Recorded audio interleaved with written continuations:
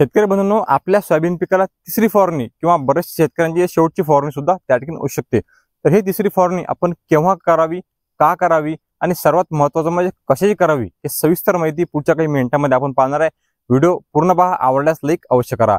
तर हे सोयाबीनची आपली जी तिसरी फवारणी असते हे आपण केव्हा करायला पाहिजे, तर ज्या वेळेस आपल्या सोयाबीन या पिकाला फळधारणाची सुरुवात होते किंवा फळधारणा शेंगा लागतात त्यावेळेस आपल्याला तिसरी फवारणी जी आहे ते घ्यायची आहे। यामध्ये आपल्याला सर्वच प्रकारच्या अळ्याचा नायनाट झाला पाहिजे, चांगले टपोरदाणे आपले झाले पाहिजे आणि सोयाबीनची क्वालिटी सुद्धा त्या ठिकाणी मजबूत चांगली राहिली पाहिजे।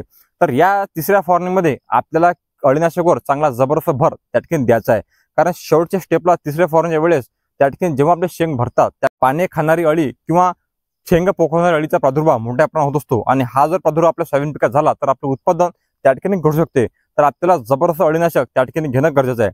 3 चांगले आपण कीटकनाशक पाहणार आहे, त्यातलं कुठलंही एक आपल्याला जे उपलब्ध होईल ते आपण घ्या। यामधलं पहिलं आहे ते म्हणजे अदामा कंपनीचं बॅराझिट।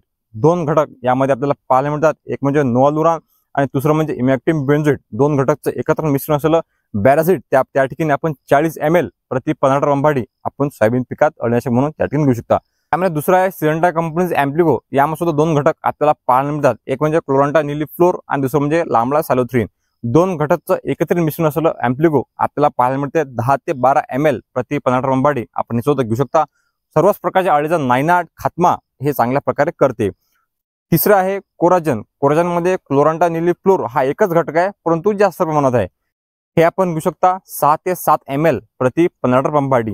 हे तिन्ही अळीनाशक खूप जबरदस्त पद्धतीनं आपल्या अळ्यांवर सर्वच प्रकारच्या अळ्यावर काम करतात। 3 पैकी कुठलेही आपण एक घ्या, खूप चांगले रिझल्ट हे आपल्याला येतील आणि हे तिन्ही अळीनाशक त्या ठिकाणी दीर्घकाळ नियंत्रण आपल्याला मिळेल, म्हणजे 20 दिवसापेक्षा अधिक कालावधी अळ्यापासून आपलं सोयाबीन पीक त्या ठिकाणी बचावेल।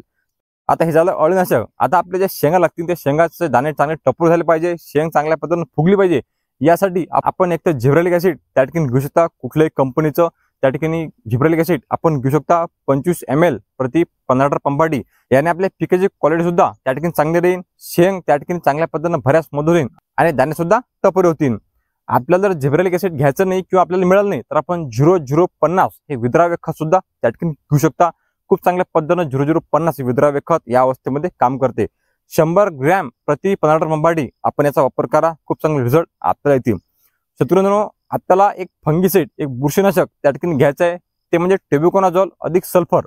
आपण जर मागच्या फवारणीमध्ये ते जर घेतलं नाही तर या फवारणीमध्ये आपण अवश्य घ्या। हे चांगल्या पद्धतीने बुरशीवर सुद्धा काम करते आणि यामध्ये सल्फरची मात्रा असल्या कारणाने आपले शेंग भरण्यास सुद्धा मदत करते, कारण तेलवर्गीय जे पीक असतात याला सल्फरची त्या ठिकाणी चांगल्या प्रकारे गरज असते, म्हणून या बुरशीनाशकामध्ये सल्फर सुद्धा आपल्याला पाहायला मिळते। आपण कुठल्याही कंपनीचं टेब्युकोनाझोल अधिक सल्फर हा घटक आपल्याला महत्त्वाचा आहे, आपण कुठल्याही कंपनीचं घेऊ शकता। 35 ते 40 ग्रॅम प्रति 15 रंभाडी आपण हे घेऊ शकता। आणि सर्वात महत्त्वाचं म्हणजे शेवटी आपल्याला घ्यायचं आहे सिलिकॉन स्टिकर, ज्याचा डोस असतो फक्त 5 ml।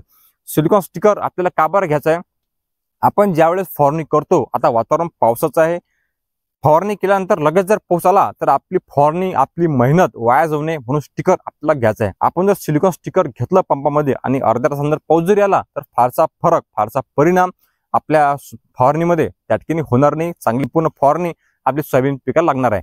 तर 5 ml प्रति 15 रंभाडी सिलिकॉन स्टिकरचा डोस घ्या। शत्रुंनो, अशा प्रकारे तिसरी फवारणी आपण करून घ्या, चांगले रिझल्ट आपल्याला येतील। आणि सर्वात महत्त्वाचे म्हणजे वातावरण पाहूनच आपण फवारणी करा। वातावरण जर ढगाळ असेल, पावसाचं असेल तर 1-2 दिवस फवारणी लेट झाली तरी चालते, कारण शेतकऱ्याचा पैसा घामाचा आहे, कष्टाचा आहे, तो कुठेही वाया जाऊ नये। आणि हे जे आपण कंटेंट सांगितले खूप चांगले कंटेंट आहेत आणि तिसऱ्या फवारणीमध्ये खूप चांगले फायदा आपल्या सोयाबीन पिकात होणार आहे। व्हिडिओ आपल्याला आवडला असेल लाईक अवश्य करा। या व्हिडिओमध्ये इथेच थांबू, परत भेटू एका चांगल्या माहितीसोबत चांगल्या व्हिडिओमध्ये। धन्यवाद। जय जवान, जय किसान।